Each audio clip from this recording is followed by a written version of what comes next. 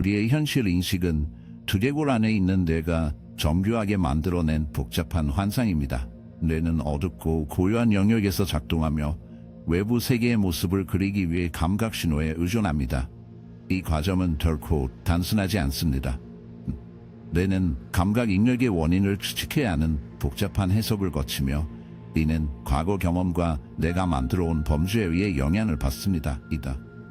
이 흥미로운 탐구에 깊이 들어갈수록 우리는 내가 단순히 현실을 감지하는 것이 아니라 적극적으로 현실을 창조한다는 깊은 의미를 마주하게 됩니다. 지각의 본질에 대한 이 여점은 외부 세계와 인간 정신의 내부 작용 사이의 미묘한 균형을 보여주며 우리가 현실을 경험한다는 것이 무엇인지에 대한 이해에 도전합니다. 뇌가 우리의 현실을 형성하는 역할은 단순한 지각을 넘어섭니다. 뇌는 우리가 경험하는 세상을 적극적으로 만들어가는 창조자입니다. 이 복잡한 과정은 감각적 데이터, 뇌의 내부 해석, 예측, 그리고 학습된 경험이 뒤섞여 오직 나만의 독특한 현실을 만듭니다. 예를 들어 사과라는 물체를 볼 때 단순히 그 형태와 색상을 있는 그대로 보는 것이 아닙니다.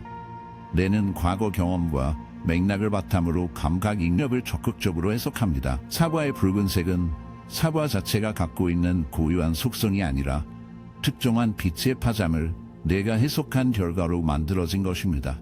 색에 대한 이러한 주관적 경험은 너무나 보편적이기 때문에 우리는 그 내부적 기원을 좀처럼 곰곰이 생각해보지 않습니다. 뇌의 예측적인 성질 자체도 경이로움입니다. 뇌는 항상 미래의 사건을 예상하면서 우리가 상황에 빠르게 반응할 수 있게 해줍니다. 손을 움직여 어떤 물체를 만질 때 뇌는 이미 어떤 감각을 느낄지 미리 예측하며 실질적으로 접촉이 일어나기도 전에 반응을 준비합니다. 이 메커니즘은 단순히 흥미로울 뿐만 아니라 우리가 효율적으로 주변을 탐색하고 상호작용하는 데 결정적 역할을 합니다. 더 깊이 들어가서 우리의 현실에 대한 뇌의 기여를 살펴보면 신경가소성이라는 개념이 있습니다.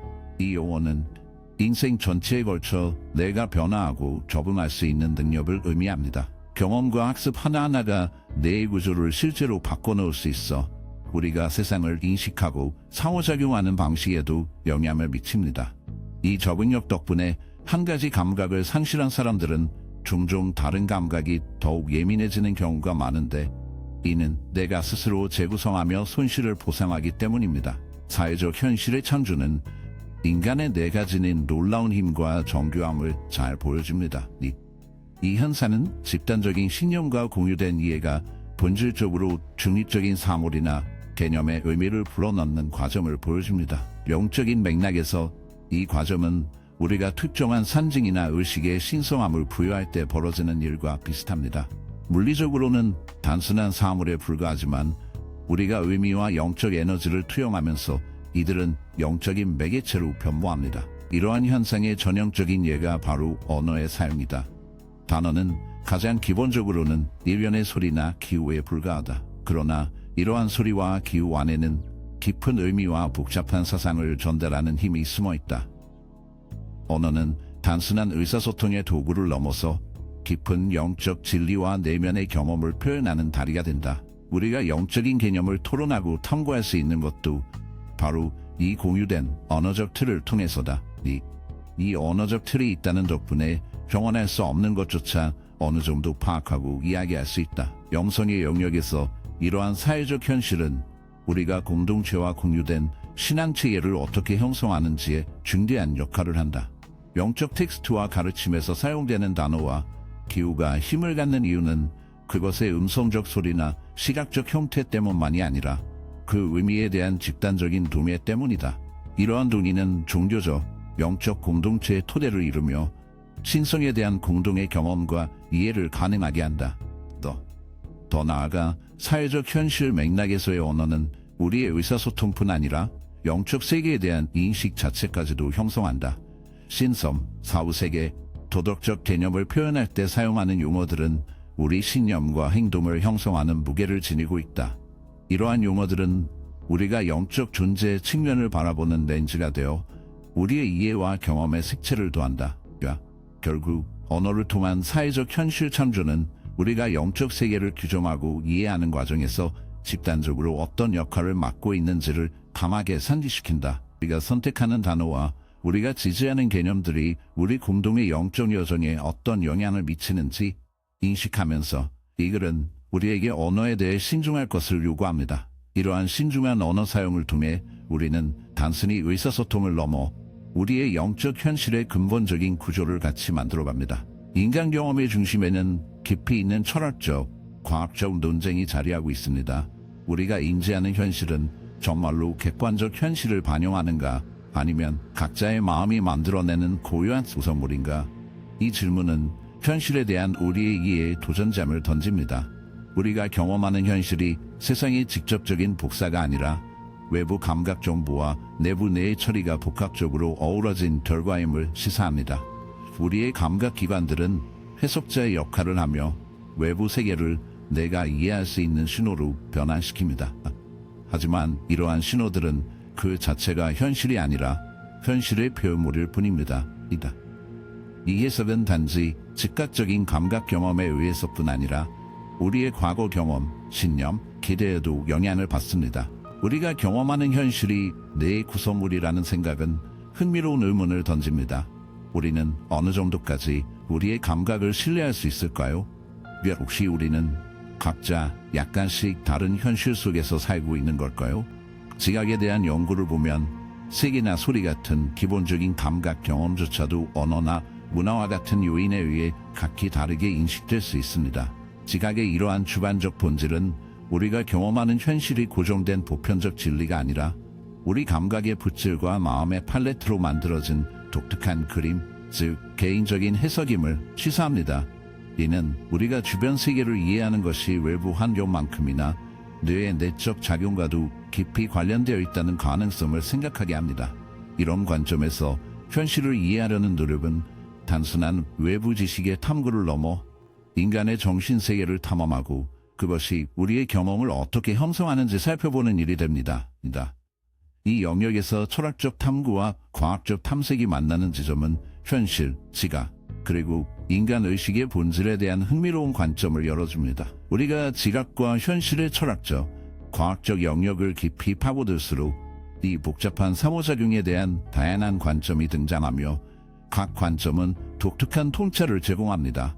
그중 한 가지는 구성주의적 관점으로 우리의 뇌가 현실에 대한 지각을 적극적으로 구성한다고 봅니다. 이 관점에서는 단순한 감각 정보만으로는 우리가 세상을 경험하는 데 충분하지 않으며 내가 이를 해석하고 조직하는 가운데 종종 과거의 경험을 참고로 삼는다고 주장합니다. 즉, 우리가 인식하는 현실은 주관적입니다. 우리의 뇌는 현실에 대한 지각을 스스로 적극적으로 구성합니다. 이 시각은 감각 정보만으로는 우리가 세계를 경험하는 데 충분하지 않고 내가 이를 해석하고 조직하며 종종 과거의 경험을 참고로 삼는다고 주장합니다. 이것은 우리가 현실을 인식하는 방식이 주관적이며 사람마다 크게 다를 수 있음을 의미합니다. 예를 들어 우리가 색을 인식하는 방법은 단순히 눈에 들어오는 빛의 파장에 의한 것이 아니라 우리의 뇌가 과거 경험과 문화적 맥락에 따라 이 신호를 어떻게 해석하느냐에 달려 있습니다. 반면 실제론적 관점은 우리의 인식과는 독립적으로 존재하는 객관적 현실이 있다고 주장합니다.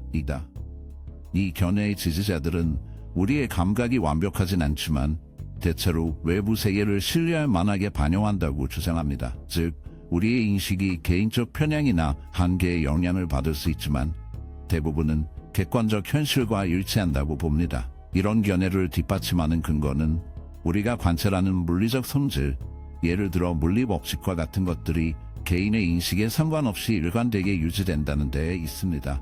신경과학은 이 논쟁에 또 다른 차원을 추가합니다. 신경과학은 내가 단순히 감각 정보를 수동적으로 받아들이는 것이 아니라 적극적으로 예측하고 해석한다는 점을 보여줍니다. 이 분야의 연구는 우리가 인식하는 것이 뇌의 기대치와 이전 지식에 큰 영향을 받는다는 것을 밝혔습니다. 예를 들어 연구에 의하면 뇌는 우리의 시야에서 생긴 빈틈을 채우거나 두 번 재원 이미지를 통해 깊이를 만들어내거나 심지어 착시에 속기도 하여 내가 우리의 현실을 구성하는 데 얼마나 적극적인 역할을 하는지 보여줍니다. 지각에서 주의의 역할을 탐구할 때 우리는 상상력에 대한 뇌의 놀라운 능력까지도 알게 됩니다. 두개골이라는 상자 안에 갇혀 있으면서도 뇌는 감각 입력을 뛰어넘는 놀라운 능력을 지니고 있어 우리의 즉각적인 감각 환경을 넘어서는 경험과 시나리오를 창조해냅니다. 이러한 상상력의 힘 덕분에 우리는 꿈꾸고 계획하며 혁신할 수 있으며 단장의 감각적 한계를 뛰어넘을 수 있습니다. 이 상상력은 단순히 현실에서 벗어나는 것이 아니라 우리의 인지적, 정서적 발달을 위한 중요한 도구입니다. 상상력을 통해 우리는 미래를 그려보고 복잡한 문제를 해결하며 직접적인 감각 자극 없이도 과거의 경험을 떠올릴 수 있습니다. 우리는 즉각적인 입력 없이도 다양한 시나리오를 머릿속에서 시뮬레이션하고 잠재적인 미래를 곰곰이 생각해보며 과거의 사건에서 배우는 능력을 갖고 있는데 이는 내가 얼마나 유연하고 복잡한지 보여줍니다. 하지만 이와 같은 상상력은 때때로 우리를 현재로부터 멀어지게 합니다. 과거와 미래에 대한 생각에 몰두하거나 몽상에 빠질 때 현재 상황에 대한 인식이 희미해질 수 있습니다. 이런 집중의 이동은 우리가 주변 자극에 완전히 몰입하고 효과적으로 대응하는 능력에 영향을 줄 수 있습니다. 내가 즉각적인 감각 정보를 처리하는 동시에 상상의 영역을 탐험하는 이중적 역할을 수행한다는 점은 인간 지각의 미묘하고 다면적인 측면을 잘 보여줍니다.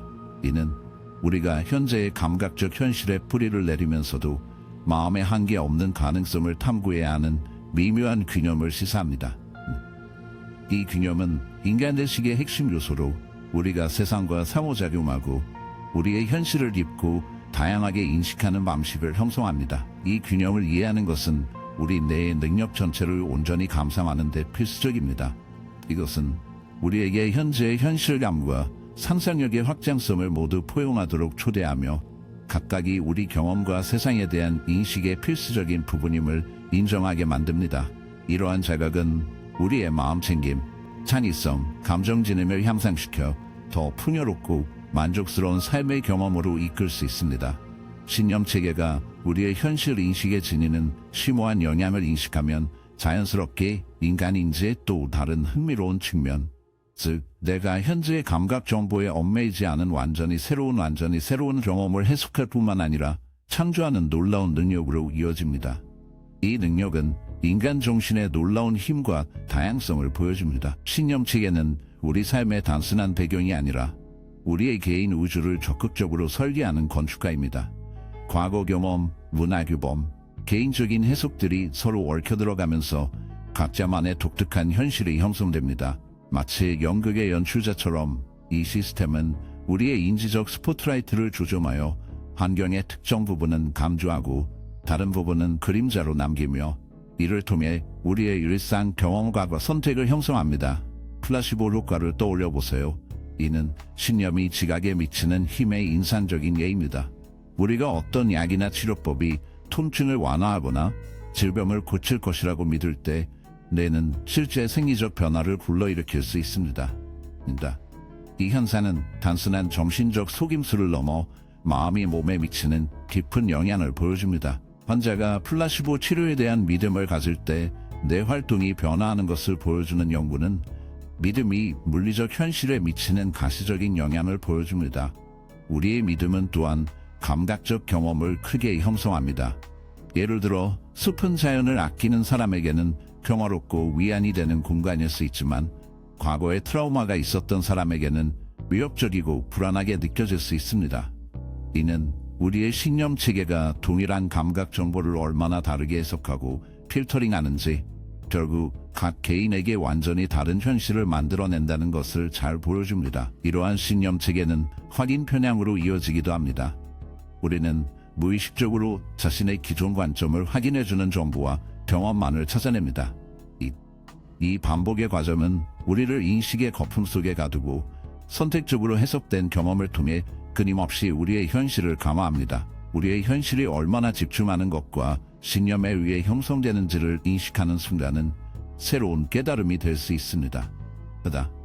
하지만 신념체계의 진정한 마법은 그것들이 정적인 것이 아니라 역동적이고 유동적이라는 점에 있습니다. 신념은 굳어진 구조물이 아니라 새로운 통찰, 경험, 상호작용을 통해 계속해서 진화합니다. 이러한 끝없는 진화는 우리의 인식을 확장하고 가정을 되짚고 세상을 더 풍부하고 다양하게 이해할 기회를 제공합니다. 더욱한 신념체계는 우리 삶에 보이지 않는 화자이며 끊임없이 세상에 대한 해석을 짜내고 있습니다. 평범함을 비범함으로 일상을 신비로 바꾸며 인간 정신이 현실을 인식할 뿐만 아니라 현실 자체를 형성하는 놀라운 힘을 드러냅니다. 이러한 깨달음은 우리로 하여금 내면을 들여다보고 탐색하는 여정에 나서게 하며 우리의 신념을 질문하고 다듬으며 때로는 완전히 다시 생각해 보도록 이끕니다. 이를 통해 세계와 그 안에서의 우리 존재에 대해 더 깊고 세밀한 이해를 얻을 수 있습니다. 우리가 현실을 경험하는 방식은 단순하거나 일직선으로 진행되는 현상이 아닙니다. 오히려 그것은 우리가 외부로부터 받는 감각적 정보와 우리 내부에서 일어나는 해석, 분류, 상상과 같은 정신적 과정을 통해 짜여진 복잡한 테피스트리와 같습니다. 외부 세계와 우리 내면의 해석이 정교하게 맞물리며 이로 인해 각자 고유하고 다채로운 현실의 테피스트리가 만들어집니다. 우리 뇌는 이 과정에서 결정적인 역할을 합니다.